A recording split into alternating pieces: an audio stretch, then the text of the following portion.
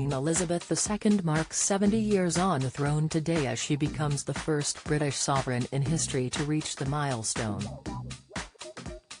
She ascended the throne on February 6, 1952, when her father King George VI passed away in his sleep aged just 56.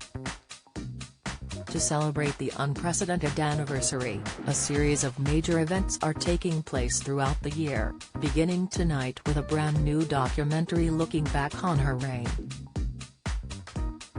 The Queen, 70 Glorious Years airs tonight on BBC One, and offers an insight into how the UK has evolved during Elizabeth's reign, from those who were there. Some of Britain's best-loved stars including Sir Cliff Richard, Sir David Attenborough, Sir Trevor McDonald and Alicia Dixon all feature in the documentary. Sir Cliff has met the monarch on numerous occasions.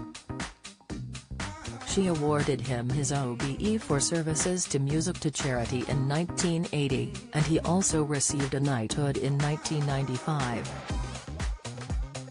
He wrote in his 2020 autobiography that he had never even imagined such an honor. Having taken his mother along when he received his OBE, he decided his three sisters would accompany him to Buckhouse for his knighthood investiture. Sir Cliff recalled, upon arrival, that one of the Queen's courtiers had advised him to use the kneeling stool's handle, which left him a little affronted. He said, "Oh, I don't think I'll need that." The courtier replied, "I have seen people who are so nervous that they fall onto the stage, sir. I would use it." Sir Cliff wrote the courtier proved correct, nerves got the better of him. When Her Majesty came out, I put my right, slightly trembling knee onto the cushioned stool and, yes, I found that I was gripping the handle tightly. The Queen was handed a ceremonial sword and tapped me lightly on both shoulders. She didn't say, "Arise, Sir Cliff." But when I stood back up, she put the chain around my neck and said, "This has been a long time coming." And I said, well, Lord knows what I said. My brain had frozen and I mumbled some utter gibberish. She just smiled, sympathetically, I think. He added, "I felt so foolish." Back in the anteroom with my sisters, I told them what had happened. "The Queen must be wondering why she didn't give it to somebody who can speak English," I said.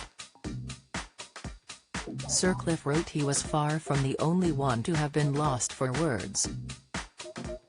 He recalled the same thing happens with many of his fans. He added, "And I would certainly have been the same had I ever met Elvis." Sir Cliff recalled his immense pride at receiving a knighthood, and said it was one of the greatest days of his life. He wrote, "It's the ultimate honor and that was exactly what it felt like. The best thing was that I learned that, although they are awarded at the Queen's discretion, knighthoods are initially nominated by members of the public. It meant there were people out there rooting for me, and this made it even more special." He did admit, however, that one thought was running through his mind the entire time.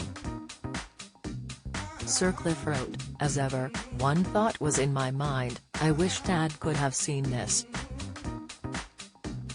His father, Roger Webb, passed away in 1961 aged just 56, the same age as the Queen's father on his death. Sir Cliff later admitted that his dad's death had a great impact on him. "My father died very young. He missed the best parts of my career.